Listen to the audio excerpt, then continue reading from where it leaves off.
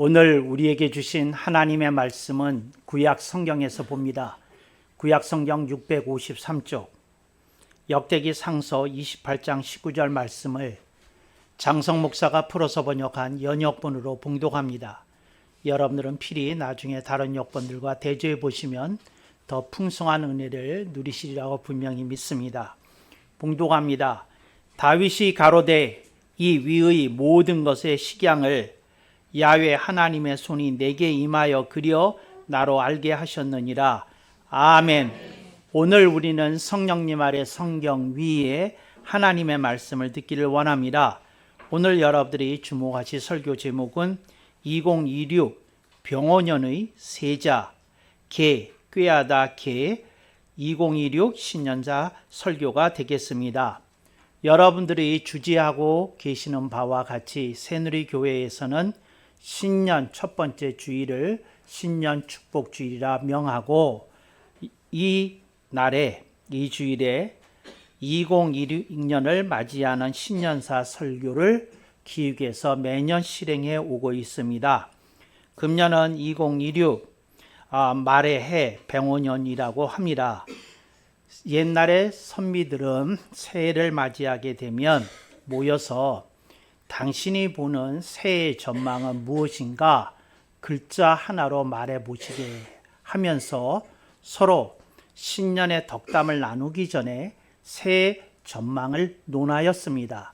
그래서 각자가 금년은 내 생각에 이렇게 흘러갈 것 같네, 혹은 나는 이렇게 기대하네 하는 글자를 한자 중에서 하나씩 선택하여서 서로 의견을 교환하였던 것입니다. 이것이 세초에 이루어지는 일이고 1년을 가늠하는 문자이기 때문에 세자라고 한다 하는 것은 여러분이 이미 익히 알고 있는 바와 같습니다. 2026년 병원년에 제가 뽑은 세자는 개입니다. 꾀하다 개입니다. 꾀라고 하는 말은 요즘 현대에 들어와서는 안 좋은 의미로 많이 쓰이지만 옛날에는 좋은 의미로 좀 더 쓰였습니다.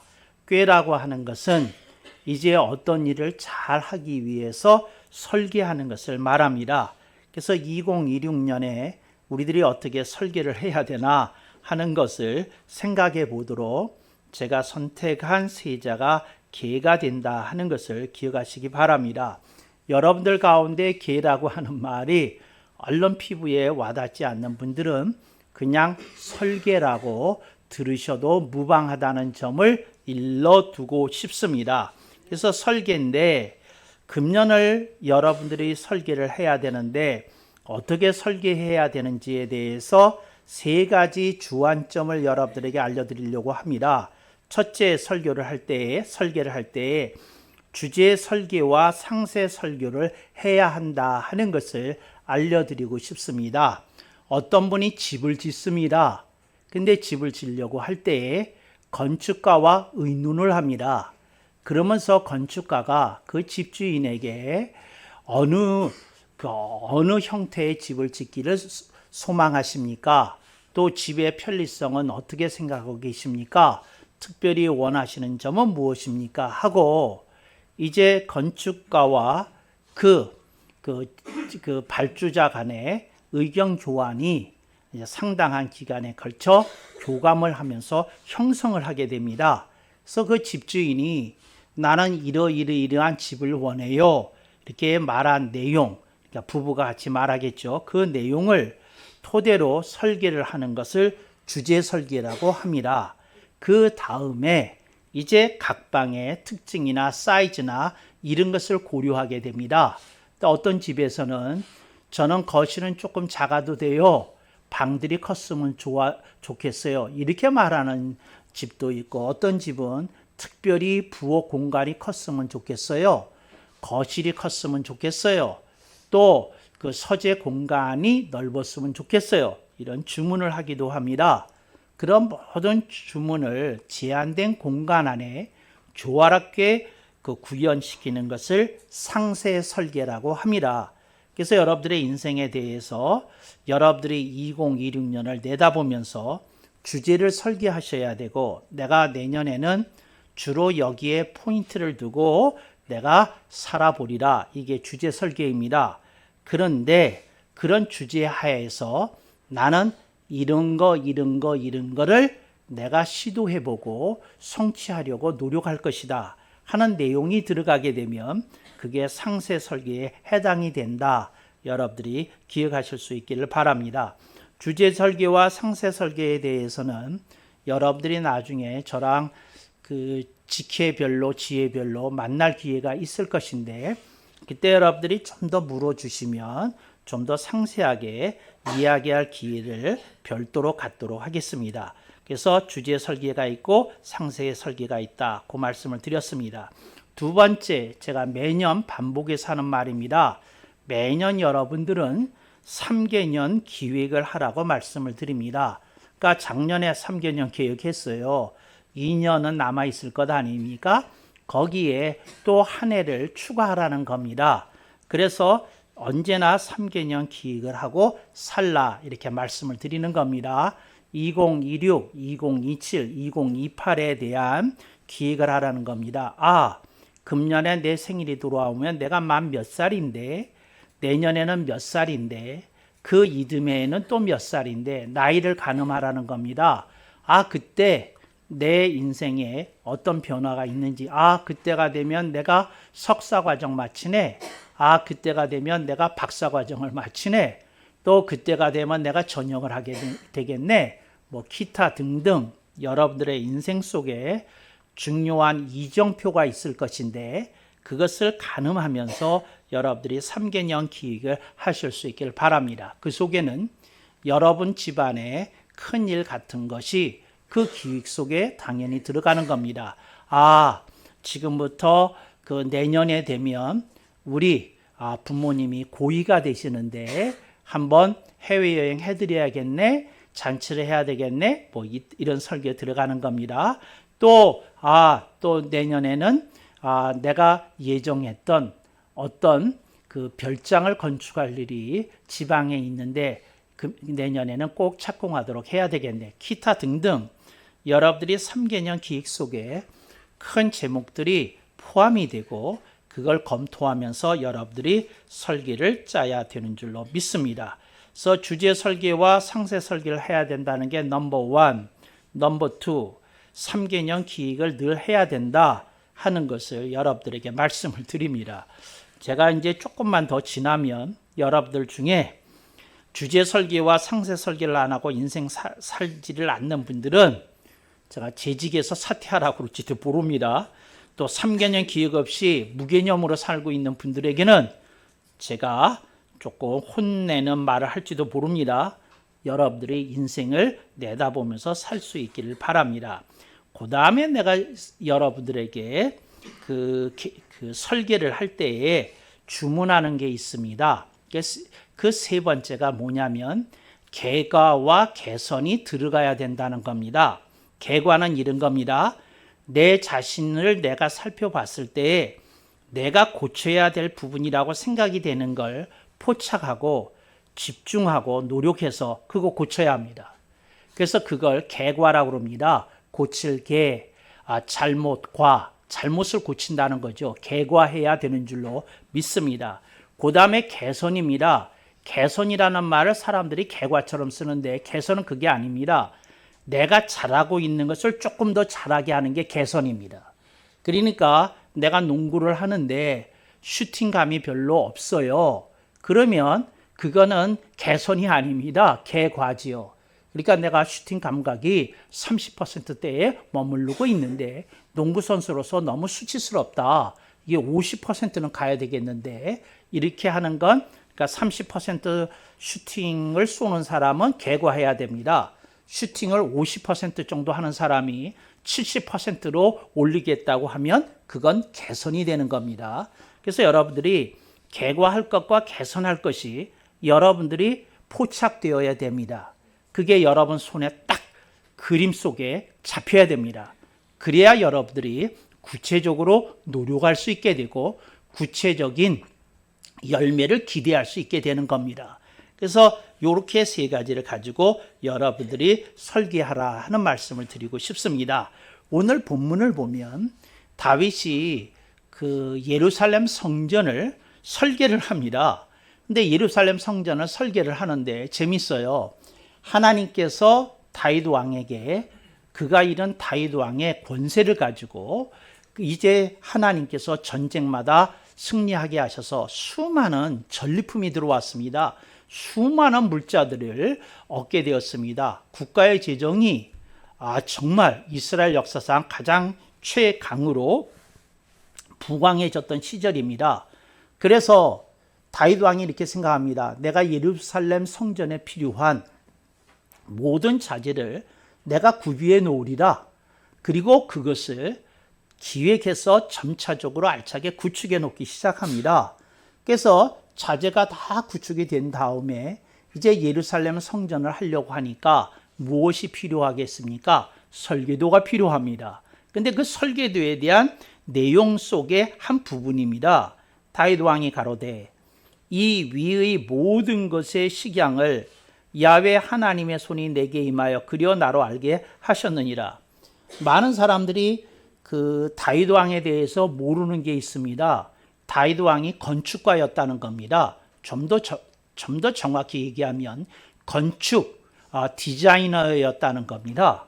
그런데 그가 이렇게 얘기합니다. 그러니까 이렇게 도면을 그려낼 수 있는 사람이었다는 겁니다. 본문 잠깐 보도록 하겠습니다. 다윗이 가로되 이 위위의 모든 곳의 식양을, 이 식양을 대부분의 영어 성경이 패턴이라고 번역했는데 그건 영어 성경의 오역입니다. 식양이라는 한국말이 훌륭한 말입니다. 패턴은 문양이라고 그럽니다. 그러니까 그 영어 성경의 패턴이라고 하는 말은 문양인데 이건 오역입니다. 식양이라고 그래야 됩니다. 그러니까 그 스타일이라고 하는 말은 패턴 위에 있는 말입니다. 그러니까 이렇게 됩니다. 아래층에 1층에 뭐가 있느냐 하면 패턴이라는 말이 있어요. 패턴보다 위에 있는 고급 개념이 뭐냐면 아닙니다. 디자인입니다. 그러니까 패턴 위에 디자인이 있고 디자인 위에 스타일이 있습니다. 이건 이제 그 건축에 대해서 깊게 공부하신 분들은 아는 건데 그래서 패턴이 있고 디자인이 있고 스타일이 있다. 이제 그런 얘기입니다. 근데 그 한국어 성경은 100년 전에 번역을 했는데 이렇게 정확하게 번역할 수 있다는 게 놀랍습니다. 식양입니다. 스타일입니다. 전체의 것을 딱 콘셉트에 맞게 그려냈다는 겁니다.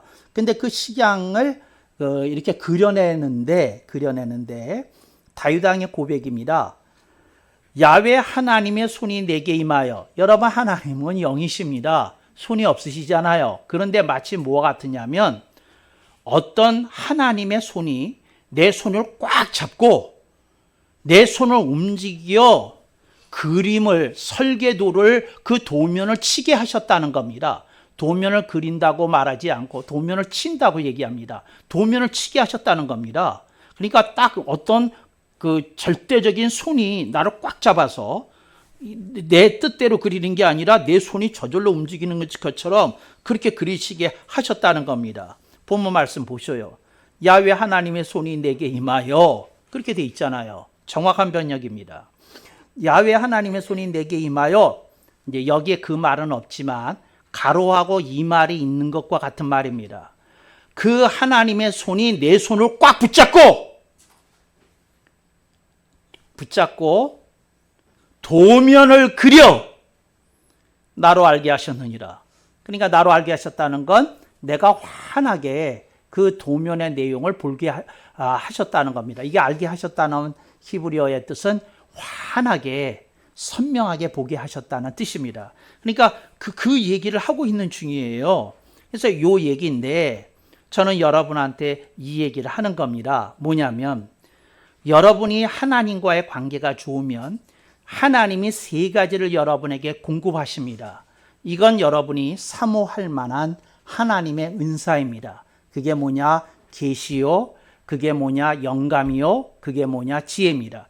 계시와 영감과 지혜, 이런 걸 하나님께서 여러분에게 주시면, 계시는 하나님의 뜻을 알게 해주시는 걸 계시라고 합니다. 그러니까 하나님이 손을 꽉 잡으셨으니까 이제 계시가 드러나는 거 아닙니까? 그 다음에 영감이 임했다는 건 뭡니까? 자기가 생각할 수 없는 어떤 것들을 보고 그리게 하셨다는 거 아닙니까? 그리고 그것이 상세하게 구체적으로 구현되기 시작했다는 거 아닙니까? 지혜가 드러난 겁니다. 근데 그 얘기를 하는 거예요. 이건 내가 그린 그림이 아니다. 왜냐하면 하나님의 집이기 때문에 하나님께서 친히 그려주신 거다 하고 자신의 신비스러운 체험에 대해서 간증하고 그 간증을 사관들로 하여금 기록하게 하였더니 이것이 역대기 상서에 이 기록이 남게 된 겁니다. 여러분들이 어떤 일을 하는데 제대로 하려면 하나님의 계시, 또 영감, 또 지혜가 여러분에게 임해야 됩니다. 그런데 하나님과의 관계가 이렇게 얕으면 계시는 어렵고 영감은 어렵고 지혜 정도만 옵니다. 그런데 하나님이 그 사람을 더욱 사랑하시면 그 윗단계가 옵니다. 영감이 옵니다.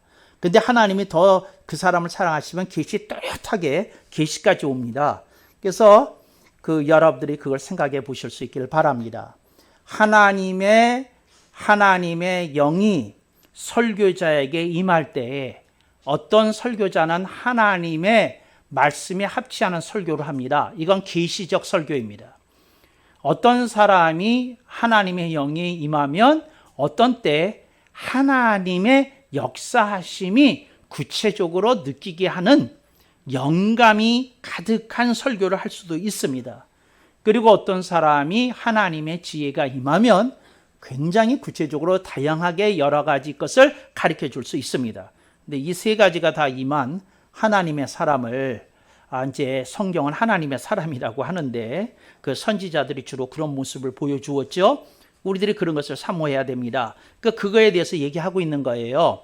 저는 이 얘기를 하고 있는 중입니다. 여러분이 하나님과의 관계가 좋아져야 세 가지가 임합니다. 계시가 임하고 영감이 임하고 지혜가 임합니다. 그래서 그것을 보여주는데 그래서 여러분들이 설계를 할 때에 이걸 사모하십시오. 하나님의 계시를 사모하고 하나님의 영감을 사모하고 하나님의 지혜를 사모하십시오. 하나님이 셋 중에 하나를 꼭 여러분들에게 주실 수 있기를 주실 수 있도록 여러분들이 기도할 것을 권면하고 당부합니다. 여러분들이 꼭 사모하고 갈망하실 수 있기를 바랍니다. 하나님께 열정적으로 구해 볼 만한 주제이다. 이렇게 말씀을 드립니다. 그게 임해야 되는 거예요. 그래서 우리들이 인생을 살 때에 우리가 해야 될 몫이 있습니다. 그게 뭐냐? 하나님의 그 은혜 위에 은혜를 구해야 됩니다. 하나님, 계시와 영감과 지혜가 있다고 하는데 저한테 조금 주시면 안 될까요? 여러분들이 하나님께 호소해야 되고 가까이 다가서야 되는 줄로 믿습니다. 그런데 이런 것이 있는 줄도 모르면 구할 수 없잖아요. 그러니까 여러분들이 그것을 구하게 될 때에 정말 신기한 체험을 하게 되리라고 저는 분명히 믿습니다.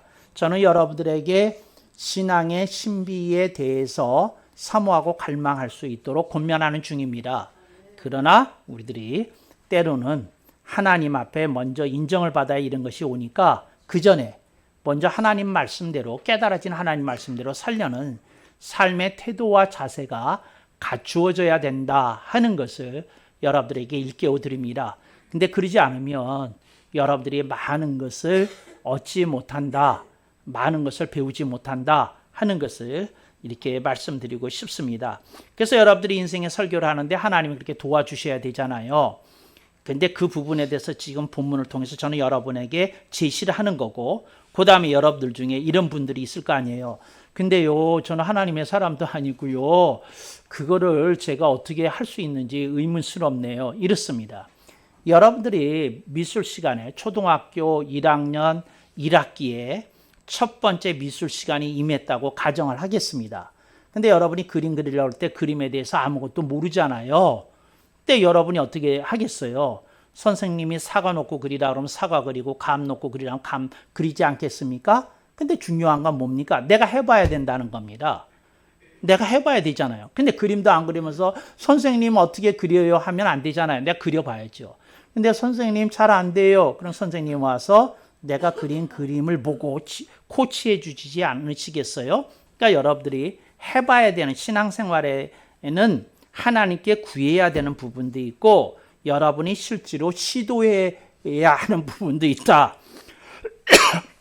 하는 것을 여러분들이 기억하시기 바랍니다.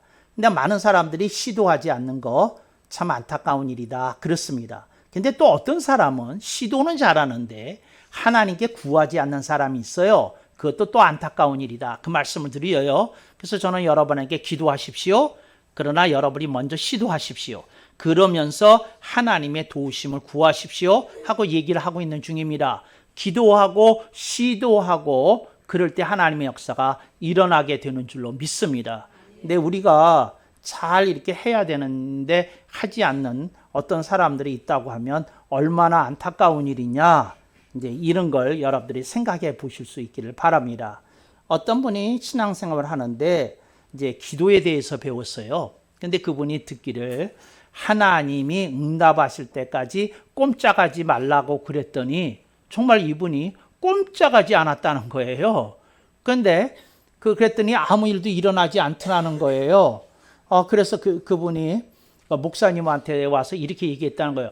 그 목사님이 꼼짝하지 말고 기도하려고 그래서 내가 꼼짝하지 않고 기도했는데 아무 일도 안 일어나던데요? 하고 와서 물었어요. 근데 여러분, 우리가 꼼짝하지 말라고 하는 말은 기도에 대한 그 하나님의 역사하심을 믿고 우리들의 믿음이 흔들리지 말라는 의미에서 꼼짝하지 말라는 것이지, 그 꼼짝하지 말라는 말이 학교 갈 시간이 됐는데 학교 가지 말고 꼼짝 말라 그 뜻이겠습니까? 내가 직장에 가야 되는데 꼼짝하지 말고 그 뜻이겠습니까? 그건 아니잖아요. 내가 해야 될 일은 하면서 하나님께 흔들림 없이 내가 구해야 된다. 그런 말 아니겠어요? 근데 어떤 사람은 문자적인 말만 자꾸 알아듣더라는 거죠. 그래서 이 사람이 그 다음에 또 갔어요. 그래서 뭐냐면 꼼짝하지 말라는 게 흔들리지 말라는 말이네. 그래서 이분이 기도하다가 보니까 자기가 흔들리는 걸 봤어요. 뭐가 봤냐면 이게 될까 말까 하는 마음이 생기는 거예요. 그래서 다시 목사님한테 와서 물었어요. 목사님, 내가요 꼼짝하지 말라고 그러는데요, 내 마음이 내 마음대로 안 돼요. 그래서 왔다 갔다 하네요. 어떤 때는 믿어지고 어떤 때는 안 믿어지고 왔다 갔다 하네요. 그랬더니 목사님이 이런 명언을 남기셨답니다. 그 목사님이 하는 말씀이 내 마음이 왔다 갔다 하는 것을 하나님께 맡겨드리는 것이 기도입니다. 할렐루야. 여러분들이 왔다 갔다 하는 걸 하나님께 맡겨드려야 됩니다.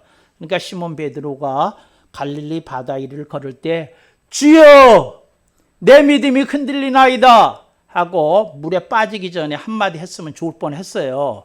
그런데 베드로가 타이밍을 놓쳐서 물에 빠진 다음에 예수님께 기도를 올렸다는 거죠. 그러니까 현장에서 주님께 요청한 걸 저는 기도에 빗대어서 말하고 있는 중입니다. 그래서 주여 저를 도우소서. 그러니까 이제 다시 물 위로 올라왔지 않습니까? 제가 여러분한테 말씀드리고 싶은 부분이 이 대목입니다. 여러분들이 흔들리는 거 주님께 맡기세요. 그러면 여러분들이 그 주님이 붙들어 주셔서 갈릴리 바닷속으로 여러분의 발이 빠져들지 않도록 여러분들이 수면 위를 주님이 걷게 해 주실 줄로 믿습니다. 근데 그런 믿음을 가지고 주님께 하는 겁니다. 그랬는데 여러분들이 오랫동안 기도했는데 여러분의 결과가 오지 않았어요. 오지 않았는데 그때 여러분들이 주님께 다시 물었어요. 주님, 내 삶 속에 내가 원하는 일이 이루어지지 않았습니다. 어떻게 된 일입니까? 주님이 이렇게 말씀하실 것 같아요. 제 생각에 뭐라고 말씀하시냐면, 얘야, 네가 달려온 코스를 봐라. 여러분, 우리들이 마라톤 코스를 달린다고 하면 그들이 최종 골 라인을 지나기 전까지, 그거를 지나기 전까지 우리들이 어떻게 됩니까? 끊임없이 앞으로 가야 되는 부분이 있어요. 근데 만약에 우리들이 앞으로 갔다 뒤로 갔다 앞으로 갔다 뒤로 갔다 그러면 걷기는 많이 걸었지만 별 진전이 없을 것 아닙니까? 주님은 이 말씀을 합니다. 네가 꾸준히 앞으로 걸어 나왔은즉 골 라인이 멀지 않으리라. 주님이 이렇게 말씀하실 거라는 거죠. 우리들이 그런 믿음을 가져야 됩니다. 하나님이 우리와 함께 하시니 나의 힘과 능으로 되는 것이 아니라 하나님의 힘과 능으로 내가 기필코 골 라인에 도달하리라. 그런 믿음을 가지고 여러분이 나가실 수 있기를 바랍니다. 그래서 여러분, 우리가 꾀합니다. 설계를 합니다. 근데 우리의 설계를 이루어 주시는 분이 하나님이시라는 걸 믿고 나갈 때 하나님의 역사가 일어나게 되는 줄로 믿습니다. 어떤 까다로운 교인이 있었나 봐요. 근데 이런 설교를 듣고 와서 이랬다는 거예요. 내가 목사님 설교를 들어보니까요, 목사님은 너무 그 보험을 드는 설교를 하시대요. 무슨 보험을 드는 설교를 했나요? 그랬더니 이런 얘기를 하더라는 거죠. 목사님은 그저 꾸준히 기도하라고 하셨는데 그러면 응답된다고 그러는데 그 꾸준히가 언제까지인지 모르니까, 그러니까 결국은 뭐 기도 응답이 오거나 안 오거나 목사님은 설교한 것에 대해서 책임을 안 져도 되는 상황 아닙니까? 이렇게 따져 묻는 교인들도 있더라고요.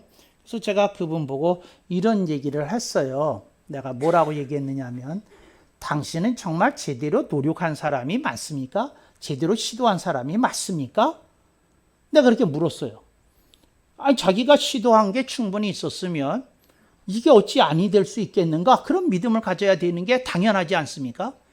근데 본인이 자신이 한 것에 대해서 본인이 어떤 상태인지도 모르고 말을 한다는 게 그렇잖아요. 그렇게 얘기를 했어요. 그러니까 그 사람이 무슨 말인지 알겠네요. 목사님 얘기는 결국은 이렇게 공개 마라톤에 임했던 마라토너처럼 그 기록된 계시는 다를 수 있겠지만 꾸준히 앞으로 향해서 달리기를 하면 시간은 좀 형편없는 기록이겠지만 그 기록은 나온다는 얘기군요. 그거 알아들었어요. 근데 그 사람이 이런 얘기를 하는 거죠. 뭐라고 얘기를 하는 거냐면, 근데 그 기록이 형편없잖아요. 그게 무슨 의미가 있는데요? 더 노력해서 당신이 마라톤을 완주했다는 게 당신에게 보람이 되는 일이지, 그게 어떻게 보람이 안 된다고 미리 완주도 안 해보고 얘기할 수 있다는 게 말이 됩니까? 그때는 그분이 부끄러워하면서 슬그머니 도망쳤어요. 근데 제가 여러분에게 말하고 싶은 게 이거예요. 여러분이 여러분 인생에 대해서 부끄러워할 게 없어요. 여러분 앞으로 나가면 되는 겁니다. 그러면서 다른 사람보다 그 계시 기록은 조금 떨어지겠지만 내가 완주했다는데 그 누가 거기에 대해서 토로할 수 있겠어요? 내가 완주한 게 사실이고 그 기록이 있는데, 그러면 내가 자부심을 가지고 내년 마라톤에서는 내가 기록을 좀 단축하리라, 그러면 되는 거 아니겠어요? 근데 인생 그렇게 시작하는 겁니다. 근데 거기에 대해서 자꾸 저걸 하는 것이 있었어요. 그랬더니 또 어떤 사람이 저한테 이런 얘기를 했어요. 뭐런 얘기를 했느냐 하면, 근데 제가 좀 부드럽고 따뜻한 사람인데 이렇게 까다로운 사람들을 많이 만나네요. 근데 그 까다로운 사람이 이런 얘기를 했어요. 그래서 무슨 얘기를 했느냐면, 그러면 목사님은 하나님의 은혜보다 인간의 노력을 좀 강조하시는 것 같아요. 끊임없이 달려라. 그러면 계시 기록은 떨어지지만 완주한다. 이거 인간 노력 아닙니까? 하나님 어디 계시는 거예요? 하나님 뭘 도와주셨다는 거예요? 내가 달렸는데, 내가 끝까지 왔는데. 그런데 하나님 도와주셨다는 걸 내가 어떻게 알아요? 달린 건 난데? 이렇게 묻는 사람이 있더라고요. 혹시 그런 분 여기 앉아 계시지는 않죠? 예, 그런 분 앉아 계시더라도 축복합니다. 아멘 안 하시네. 그래서 그분이 그렇게 얘기를 할 때 이렇게 얘기를 했어요. 당신에게 3살 된 아기가 있습니다. 4살이라고 그래도 좋고요. 얘가 하는 말이 엄마 나 사랑하지? 엄마가 그렇고 말고, 엄마 나 이뻐하지? 그렇고 말고, 엄마 내가 세상에서 제일 좋지? 그렇고 말고. 그러면 엄마가 나 먹여줘. 그러니까 엄마가 밥술 뜨라는데 뜨기 싫다는 게 귀찮다는 거예요. 나는 입만 할 테니까 엄마가 다 먹여줘. 이제 이런 거예요. 그러면 당신이 애를 보면서 그래 내가 부모니까 얘한테 은덕을 베풀어야지 하는 생각이 듭니까? 그렇지 않으면 애기한테 이름을 불러주면서 네가 숟갈질을 해야 이쁘지 그렇게 말하는 건 안 이쁘지 할 것 아니냐고. 근데 애가 그 얘기를 할 때 당신이 든 생각은 얘가 철이 없어도 너무 철이 없네 하는 생각이 들었던 것처럼 당신이 지금 목사에게 하는 얘기가 얼마나 철없는 얘기인지 본인이 모르고 있는 게 철부지 아기와 똑같다고 그렇게 얘기를 해줬어요. 그러면서 내가 한마디 말을 더 해줬어요. 인생에 자기 자식을 위해서 모든 것을 아끼지 않을 부모가 어디 있겠냐고. 아무도 그 자기 자녀가 잘 되는 일을 아끼지 않을 거라고. 그렇지만 부모가 아무리 세계 최고의 갑부일지라도 아기가 스스로 하는 걸 보고 싶어 하지 않겠냐고. 노력하는 것을 보고 싶어 하지 않겠냐고. 애가 애를 쓰는 것을 해보려고 뒤뚱뒤뚱 하는 걸 보고 싶지 않겠느냐고. 아기한테 엄마나 되는 사람이 한다는 말이 애야 거는 거 힘들다 엄마가 대신 걸어줄게 하고 맨날 업고 다니면 되겠냐고. 애야 너 힘들 테니까 입만 벌려라 내가 밥 먹여줄게 이러면 되겠냐고. 애야 너 그 귀찮을 테니까 맨날 기저귀에다 싸라 엄마는 기꺼이 너를 갈아줄게 이러면 되겠냐고. 애가 잘 되기를 바라는 마음에서 애가 철부지 상태를 벗어나기를 원하는 것과 같다고. 근데 그리스도인인 당신이 왜 철부지 같은 생각을 하느냐고. 벗어나야 되지 않겠냐고. 깨달아야 되지 않겠냐고. 내가 해야 될 몫이 있겠다. 내가 정말 나가야 될 몫이 있겠다. 그렇게 생각해야 되는 것이 아니냐고. 여러분, 하나님은 우리에게 은혜를 주십니다. 하나님 우리를 보호해 주십니다. 하나님은 우리에게 필요한 모든 것을 공급해 주실 것입니다. 그러나 그 하나님 우리들에게 보고 싶은 모습이 있습니다. 우리가 해보는 겁니다. 우리가 덤비는 겁니다. 우리가 싸우는 겁니다. 근데 그걸 보고 싶어 하는데 그걸 안 하면 되겠어요? 우리가 그걸 해야 되는 몫이 있다는 거죠. 이스라엘이 아멜렉과 전투할 때 모세가 산 위에서 손을 들고 있었어요. 근데 한쪽에서는 아론이 한쪽에서는 훌이라는 사람이 손을 이렇게 여기를 받쳐주고 있었거든요. 그런데 이게 전쟁하는데 얼마나 웃음냐면 그 팔이 모세가 이렇게 처음에는 혼자 들고 있었어요. 그때 팔이 무거우니까 손을 내렸더니 그게 전쟁에 패퇴하는 거예요. 그래서 다시 이게 하니까 안 되겠다 싶어서 양쪽에 두 사람이 붙어가지고 이 팔을 이렇게 해가 질 때까지 전쟁이 끝날 때까지 들고 있었거든요. 이제 그거예요. 그런데 그러면 손은 누가 들고 있었어요? 모세의 손은 누가 받쳐주고 있어요? 아론과 훌이. 전쟁은 누가 하고 있었어요? 여호수아와 그 군대가 밑에서 싸우고 있었거든요. 싸우고 있었어요. 그러니까 뭐냐면 하나님은 전쟁을 승리로 이끌게 하실 계획이셨는데 뭐는 감당하라는 거예요. 싸우는 건 해야 된다는 거예요. 그리고 뒤에 있는 사람 모여야 된다는 거예요. 기도는 해야 된다는 거예요. 하나님께 의지하고 구하는 걸 해야 된다는 거예요. 그러니까 이 신앙의 원리가 그와 똑같다고요. 여러분이 해야 될 몫이 있어요. 여러분이 해야 될 몫이. 예. 마지막 한 얘기 하고 마칠게요. 어떤 분이 내가 미국에 목회하고 있을 때인데 교통사고를 일주일에 3건을 당했어요. 엄마가 당하고 아들이 당하고 딸이 당했어. 나 그런 건 또 처음 봤어. 그냥 월화수인지 뭔지는 보죠. 하여튼 연달아 하여튼 그 주간에 당했어요. 근데 주일날 이 부인이 왔어요. 병원에 입었던 사람인데 잠시 특별 외출 허락을 받고 왔대. 왔는데 예배 드리고 난 다음에 목사님 좀 봐요. 나는요, 하나님은 멀리 계시니까 그렇고 난 목사님한테 삐졌어요. 그랬다는 거예요. 그래서 뭐가 삐졌냐고 물어보니까 목자씨를 믿으니까 아니 목사님이 우리 가정을 위해서 기도 안 하신 게 분명해요. 그러지 않고서야 어떻게 한 가정에서 엄마가 사고 나고 그 다음날인가 지나다가 아들이 산하고 또 며칠 지나다가 딸이 산하고 이런 법이 어디 있어요? 목사님이 기도 안 하셨으니까 이런 일이 일어난 거 아니에요? 이렇게 되들더라고요. 그래서 내가 생각하다가 병원에 있다가 하도 열받아가지고 내가 뭐 이 교회를 안 나갈 때는 안 나가더라도 이건 따져 물어야 되겠다고 왔다는 거예요. 병원에서 특별 외출 허락을 받고 왔어요. 그래서 이런 교인 만나면 여러분들은 어떻게 하실 거예요? 여러분 표정이 이런 말을 하네요. 제가 그럴 줄 알고 목사가 안 됐지요.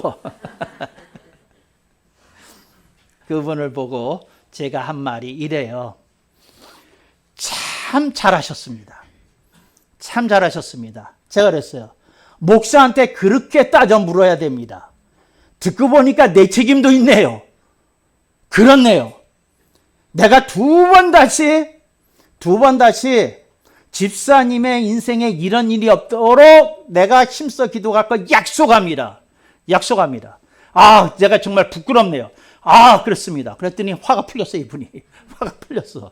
그러면서 내가 하는 말이 이렇게 얘기를 했어요. 뭐라고 얘기했냐면, 그런데 이왕 마음을 돌리시면 어떻습니까? 그랬어요. 그랬더니 뭘 마음을 돌리는데요? 이리 와봐요. 그래서 목자실 나가서 제가 험군교회 앞에 가서 이랬어요.